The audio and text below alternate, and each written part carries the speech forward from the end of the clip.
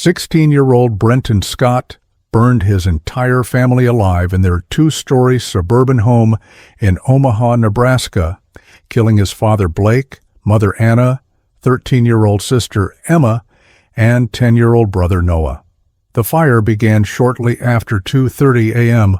while all four victims were asleep, spreading rapidly through the structure as accelerants ensured the blaze would consume the home before anyone could escape. First responders arrived to find the house fully engulfed, with temperatures so extreme that portions of the structure had already collapsed, making rescue attempts impossible. A neighbor would later tell police that they had spotted Brenton standing across the street, watching the inferno with what they described as an eerie calmness before disappearing into the night. If you're enjoying this true crime story, make sure to hit subscribe so you never miss a new case. Let us know in the comments where you're watching from and what time it is as we dive deeper into what drove this teenage boy to commit such a horrific act against his own family. The Scott home was located in a quiet, tree-lined neighborhood where violent crime was virtually unheard of, making the deliberate nature of the fire all the more shocking to the tight-knit community. Property records showed the family had lived in the home for over 12 years, having moved to Omaha when Brenton was just 4 years old, establishing deep roots in a community that would soon be reeling from their violent deaths. Fire investigators arriving at the scene in the hours after the blaze was extinguished immediately noted the unusual burn patterns throughout the remains of the house, suggesting the use of an accelerant. The fire had originated in multiple locations simultaneously, including outside the master bedroom, at the base of the stairs, and near the children's bedrooms, creating a deadly maze that gave the sleeping family virtually no chance of escape. Autopsies would later confirm that all four victims died from a combination of smoke inhalation and thermal injuries, with evidence suggesting they had awakened during the fire but were unable to navigate through the rapidly spreading flames. The strategic placement of the ignition points, particularly blocking all potential escape routes, immediately raised red flags for investigators about the intentional and calculated nature of the fire. The morning after the fire, Brenton Scott arrived at the scene accompanied by his friend's parents, appearing visibly distressed as he surveyed the destroyed remains of his family home. He told responding officers that he had been spending the night at his friend's house several miles away, a claim initially corroborated by the friend's family, who stated Brenton had arrived at their home around 8 p.m. the previous evening. Brenton broke down when officially informed that his entire family had perished in the blaze, collapsing to his knees in what witnesses would later describe as convincing despair, though detectives would note inconsistencies in his emotional reactions throughout the day. During his initial statement, Brenton claimed to have no knowledge of how the fire could have started, suggesting that perhaps his father had left something cooking on the stove, or that there might have been an electrical issue they had been meaning to address. Within hours of the fire being extinguished, investigators made a crucial discovery that would dramatically change the direction of the case. A partially melted red plastic gas can was found near the back door of the home, having been somewhat protected from the most intense heat by falling debris. Despite the damage to the container, the fire marshal's team was able to recover several intact fingerprints from the handle and cap areas, immediately indicating that the fire had been deliberately set. The gas can did not belong to the Scott family, according to neighbors, who stated that Blake Scott used a different type of container for the family's lawn equipment. A receipt found in Brenton's friend's car would later show that Brenton had asked to stop at a gas station on the way to his friend's house, claiming he needed to pick up snacks, but security footage would show he purchased the gas can and filled it while his friend waited in the car. The calculated nature of the crime became increasingly apparent as investigators pieced together the events leading up to the fire.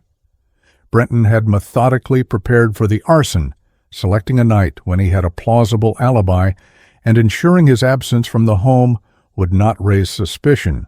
Security footage from a nearby convenience store would later show Brenton purchasing matches and lighter fluid earlier that day, items that were not found among his possessions at his friend's house.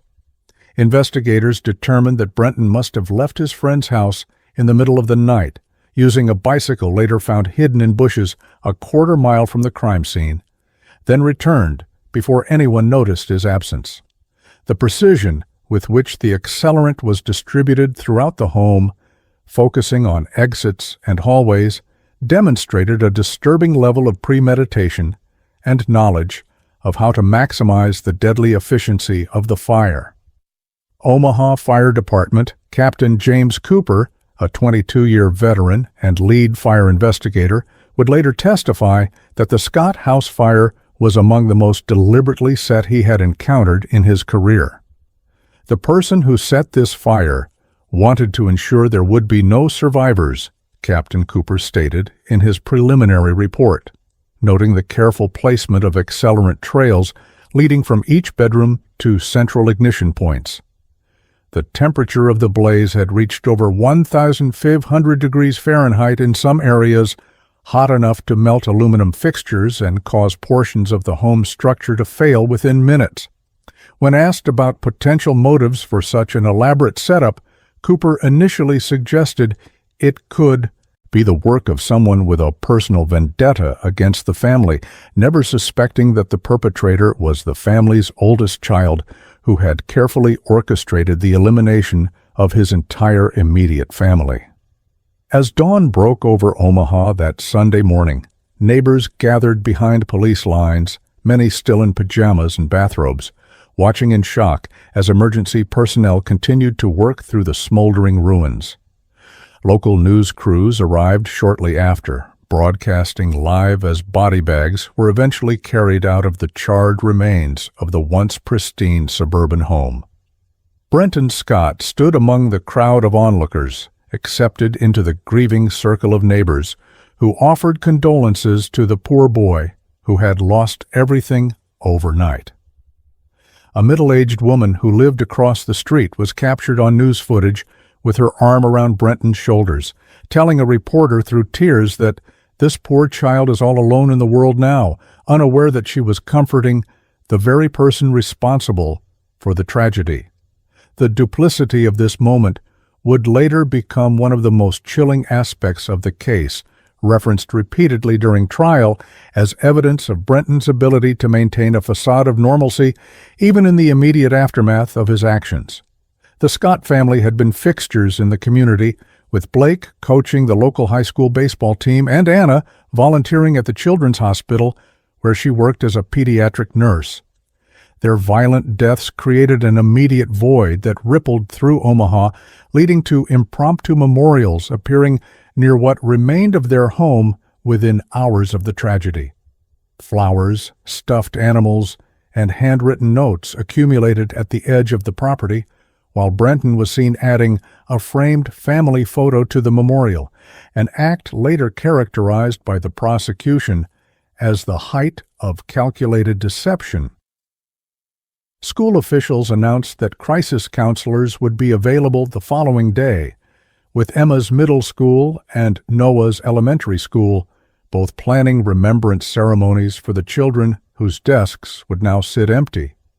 As the day progressed, Brenton was taken in by his maternal grandparents who lived across town, appearing appropriately grief-stricken as he was led away from the scene, though he would make a request that investigators found strange, asking if he could retrieve his laptop from his friend's house before going to his grandparents' home.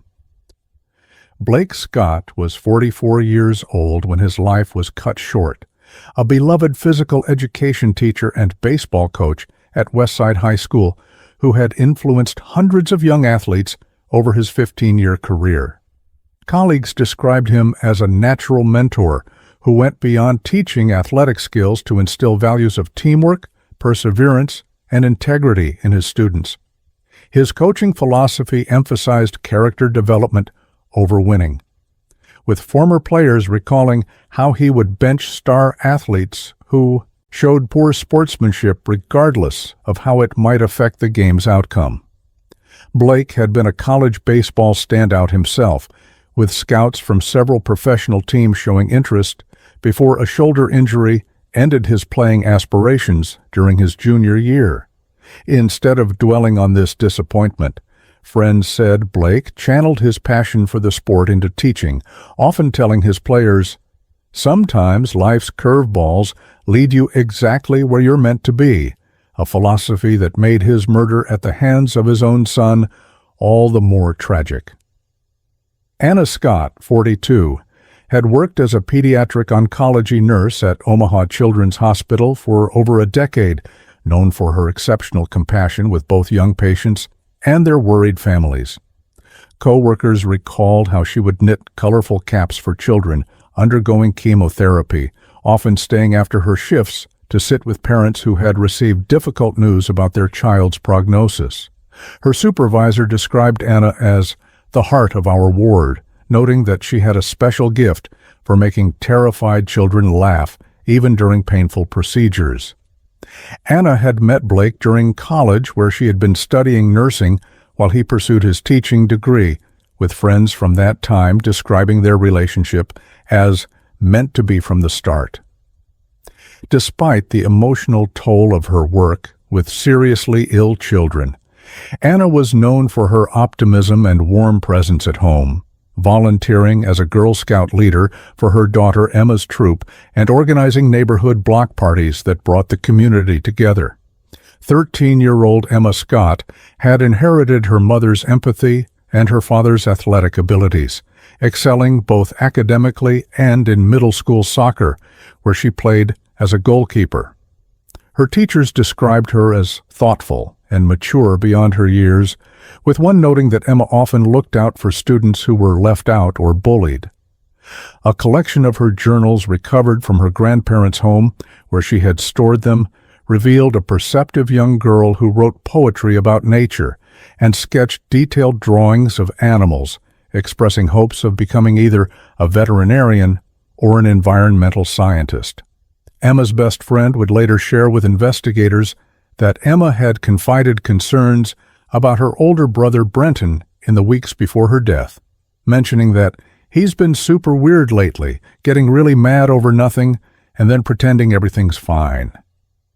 The friend admitted she hadn't thought much about these comments until after the fire, a revelation that would become significant as investigators pieced together the family dynamics leading up to the tragedy. 10-year-old Noah Scott was described by his elementary school teachers as energetic, creative, and unfailingly kind, the type of child who would invite the new student to join his lunch table or share his toys without being prompted. His bedroom, largely destroyed in the fire, but partially documented in family photos, had been filled with Lego constructions, science experiment kits, and shelves of books about dinosaurs and space exploration. Noah had recently won his school's science fair with a project on renewable energy, building a working model of a solar-powered water filtration system that impressed the judges with its ingenuity. His baseball coach, who had worked closely with Blake Scott, broke down during his police interview when describing how Noah always stayed after practice to help collect equipment, noting that little boy had his father's heart and work ethic. A partially completed Father's Day card was found in the debris of Noah's room, with the words, "To the best dad ever," still legible on the charred paper, a heartbreaking reminder that the fire had occurred just 1 week before Father's Day. The Scott family had been deeply integrated into their community, with their home often serving as a gathering place for neighborhood children and team celebrations. Blake and Anna were known for their open-door policy, welcoming their children's friends and making space for any child who needed temporary refuge or a sympathetic ear. The couple had celebrated their 20th wedding anniversary just 2 months before their deaths, renewing their vows in a small ceremony attended by close friends and family, including Brenton, who had appeared supportive and had even offered a toast to his parents that guests later described as surprisingly heartfelt. Holiday photos recovered from family members showed what appeared to be a close-knit unit that enjoyed camping trips, had yearly traditions for birthdays, and volunteered together at a local food bank every Thanksgiving. These glimpses into the family's life made the eventual revelation about Brenton's deep resentment all the more shocking to those who had observed the Scott family from the outside, never suspecting the dangerous undercurrents beneath the surface of their seemingly ideal family life. Anna's mother, Margaret Phillips, provided investigators with perhaps the most nuanced perspective on the family dynamics, revealing complexities that weren't immediately apparent to outside observers.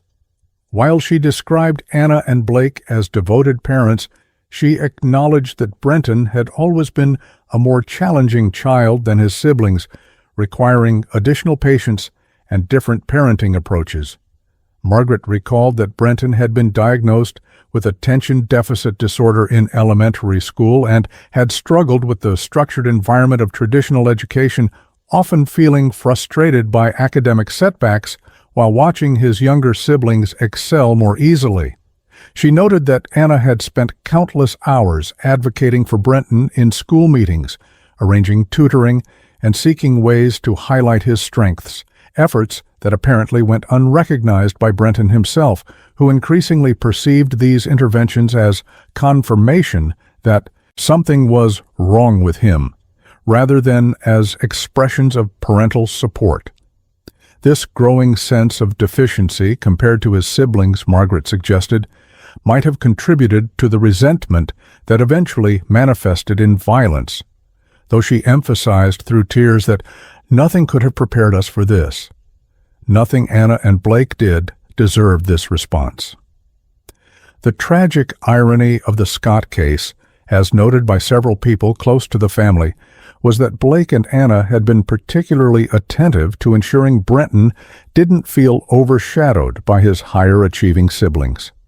Family videos recovered from cloud storage showed numerous instances of the parents highlighting Brenton's contributions and achievements, with Blake often emphasizing his oldest son's creative thinking and problem-solving abilities. Anna had advocated for Brenton to participate in an alternative education program that better suited his learning style, resulting in a significant improvement in his grades and apparent happiness during his freshman year of high school.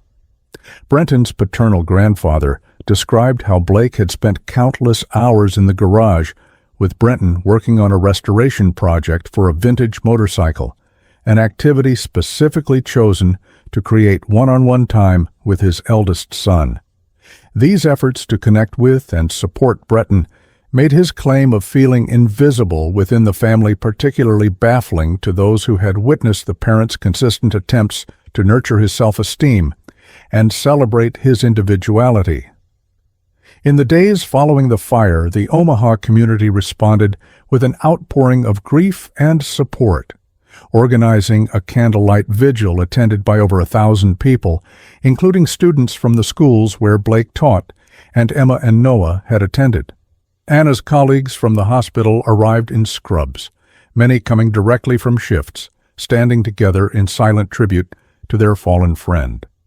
The baseball team Blake had coached formed a circle at the center of the gathering, each player placing a baseball cap on the ground to create a memorial that was later moved to the high school trophy case.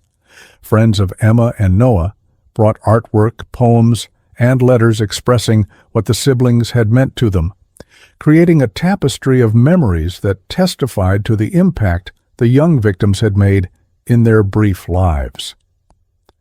Throughout this public expression of communal grief, Brenton Scott stood beside his grandparents, accepting condolences with downcast eyes, occasionally wiping away tears in what many observed as appropriate mourning behavior, never suspecting that his performance concealed the terrible truth that would soon come to light. As investigators began to piece together the final days of the Scott family, a complex picture emerged of lives cut short in their prime, futures erased, in a single night of violence. Blake had been preparing his summer baseball camp schedule with notes for upcoming practices found on his desk. Anna had been organizing a fundraiser for the pediatric cancer ward, with her phone calendar showing meetings scheduled for the following week. Emma's soccer team was headed to regionals, her uniform washed and ready in her closet, while Noah had been excited about the upcoming space camp he was scheduled to attend in July.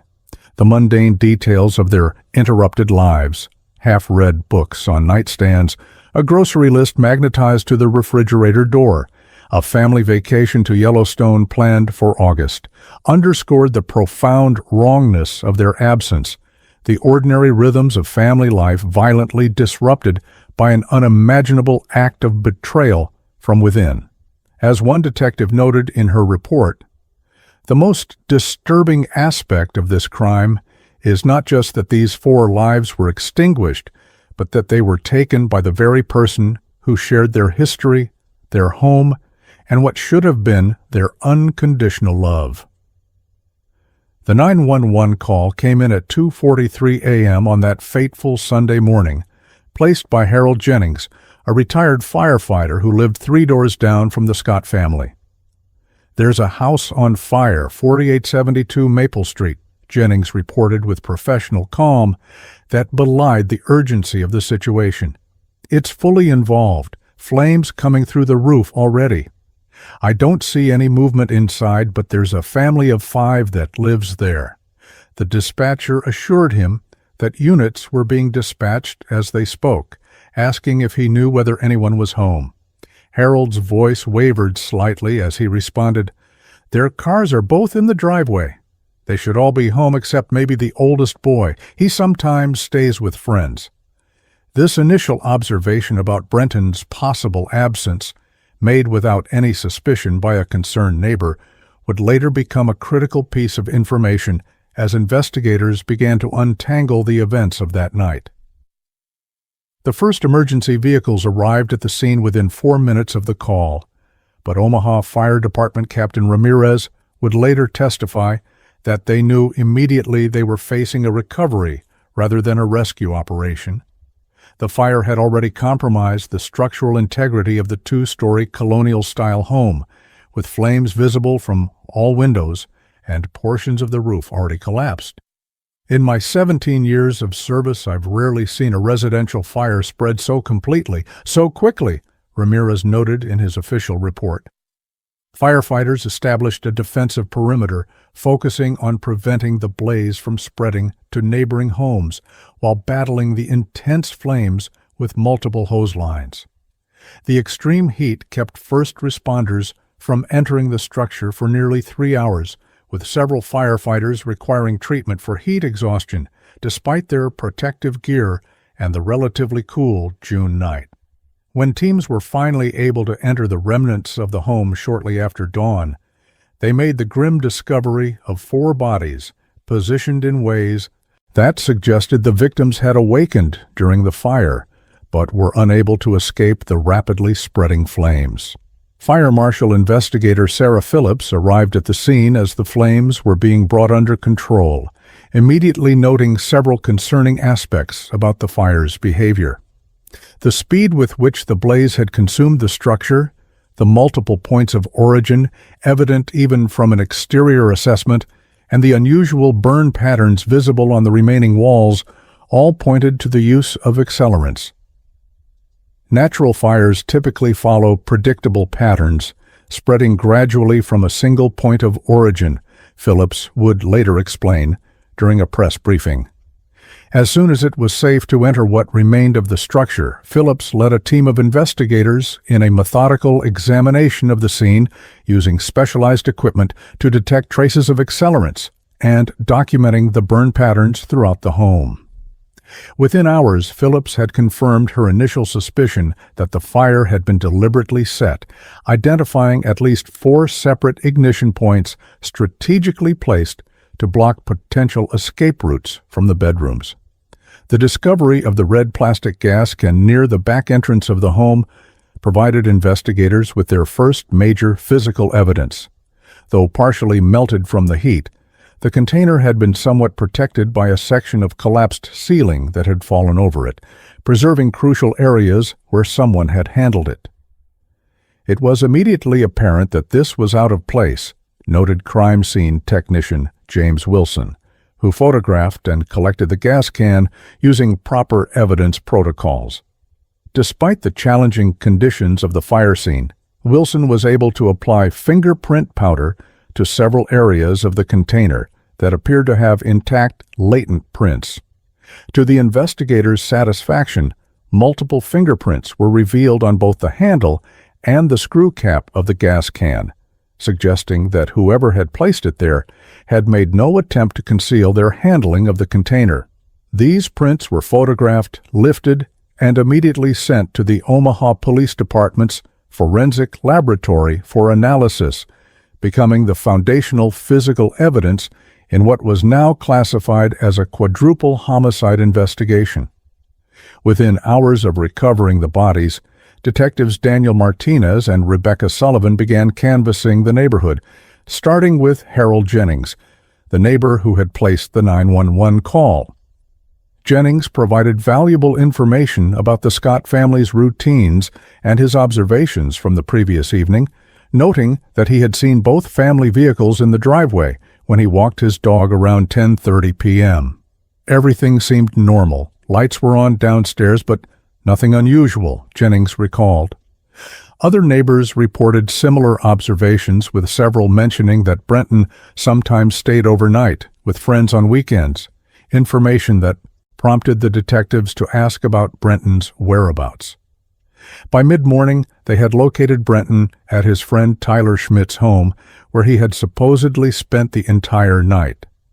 When detectives arrived to speak with Brenton, they deliberately withheld information about the discovery of accelerants, wanting to assess his reaction and statements without revealing the full extent of their knowledge about the crime.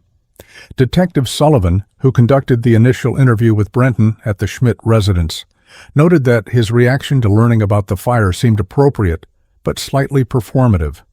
He displayed the expected shock and distress, but there was something rehearsed about it, Sullivan would later testify. When asked about his whereabouts the previous night, Brenton provided a detailed account of arriving at Tyler's house around 8:00 p.m., playing video games until around midnight, and then going to sleep in the basement guest room. Tyler's parents, Mark and Karen Schmidt, initially corroborated this timeline, stating they had seen both boys playing games in the evening and that, to their knowledge, Brenton had remained in their home all night. However, when pressed about whether they had actually checked on the boys during the night, Karen Schmidt admitted, "Well, no, once they went downstairs to sleep, we wouldn't have known if Brenton left during the night." The basement has a separate entrance. As Brenton was being interviewed, the second critical piece of evidence emerged at the fire scene. A partially burned smartphone recovered from what had been the family's kitchen.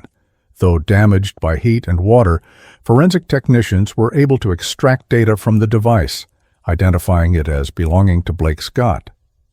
The phone's last activities included several text messages exchanged with Brenton the previous evening, with the final message from Blake reading, "Okay, have fun at Tyler's.